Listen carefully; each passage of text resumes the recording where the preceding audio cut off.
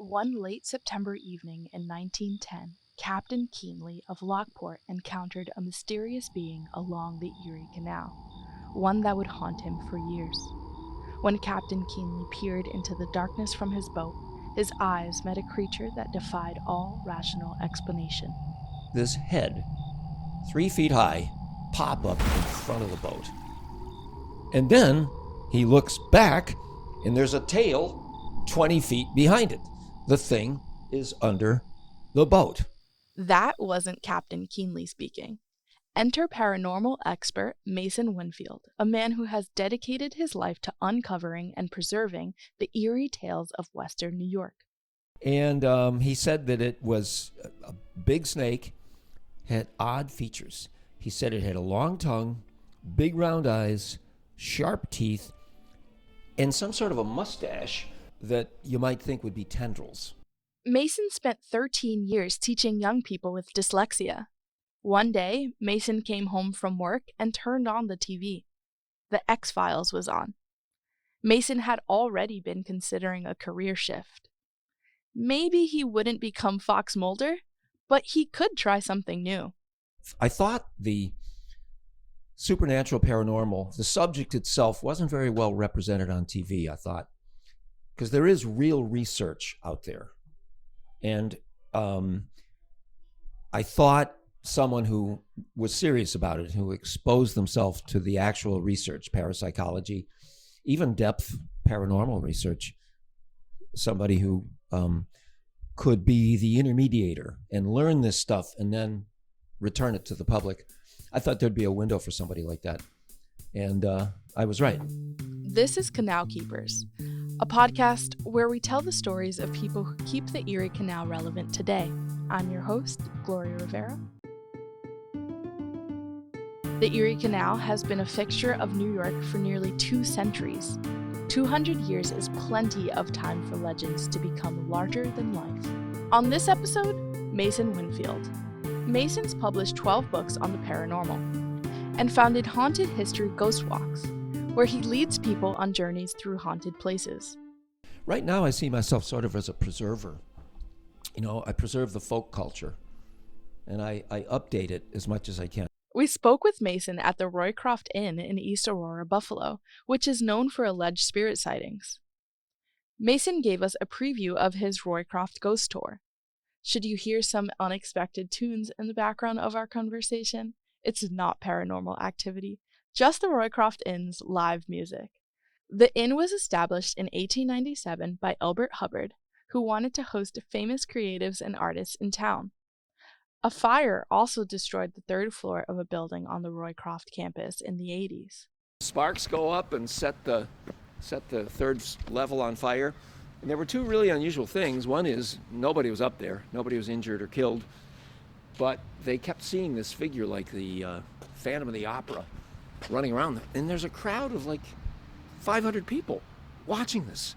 And many of the witnesses I've interviewed kept seeing this shadowy figure running from window to window. Mason's transition from academia to the arcane was more than a career shift. He also wanted to bridge scholarship and public interest. His project, The Spirit Way, is a research and teaching group that explores the mystical elements of New York. If there's any avenue to the truth that you could think of, you had to try it. Whether it's mathematics or geology or seismology or architecture or dream telepathy or anything you can think of that might help you find the truth, you got to try it. And that's us, that Spirit Way Project. If we can think of it, we got to try it. We wanted to know more about the ghost stories and legends connected to the Erie Canal. Mason shared the story of a protective spirit, Eliza O'Brien, or, as Mason calls her, Eliza of the Trackways. She was a powerful feminist ghost known for safeguarding travelers on the canal. Mason says witnesses claim to see a woman's silhouette pacing the railroad tracks outside Rochester. She used to walk the railroad tracks from village to village. She was this outraged feminist at a time when there weren't that many of them. But she wasn't just a scary figure. I mean, there was a story about her saving a train from plunging over a broken bridge over the canal, perhaps. And it's actually from the area of Pittsford. The story goes that the train sees this woman with billowing Victorian gowns running down the track faster than a woman should be able to run. And the train started slowing down. The woman won't get out of the way, and they're honking. And then by the time the train stops, they're like 20 feet from the edge of a missing bridge, and the ghost is gone. And the story goes that might have been Eliza on the lookout. Another curious spot, Ghost Light Path of North Tonawanda. Supposedly, a foreboding spirit brings tragedy at a spot where the canal once met an intersection of railroad tracks. That's been a legendary haunted area for a long time in Tonawanda. They tend to call that something like Ghost Man's Pass or Ghost Light Pass, or they call it something. Everybody calls it something different, and they get mad at you if you don't call it what they call it. But I found it a funny place. But apparently, every time there's a train accident, a deadly one somewhere in the state, they would see a light, just like a lantern man carrying a light through this area. Mason also told us a story about an old friend whose family lived on the canal for over 200 years. A legend may have crossed the sea with the family when they immigrated from Ireland. The legend of the Banshee. The Banshee is a wailing spirit that tributes a family member who's about to die. And the night before that person dies, the Banshee wails. Before tragedy strikes, legend says you hear a wailing or grinding.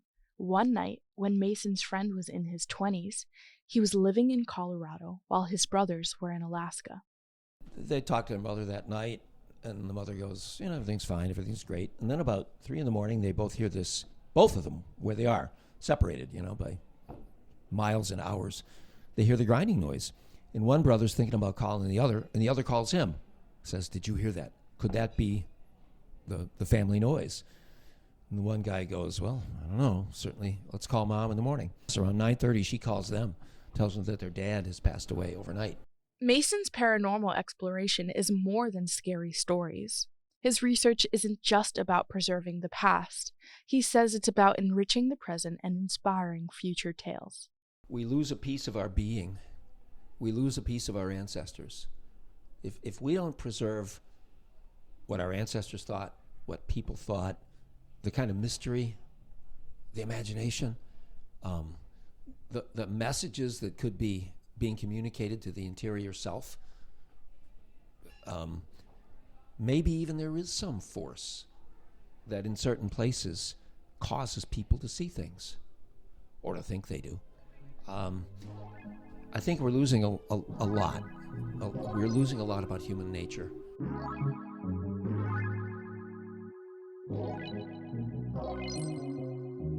Canal Keepers is a production of students at the S.I. Newhouse School of Public Communications at Syracuse University. This episode was reported by Gianna Ellison and Sophia Anastasakis, written by Sophia Anastasakis, and edited by Lauren Davis. Produced by Dan Klosowski, who also composed our intro music. Check out our website, canalkeeperspod.com, to learn more about ghost stories and a mysterious cold case along the Erie Canal. And make sure to follow us on Instagram @CanalKeepers. I'm your host, Gloria Rivera. Thanks for listening.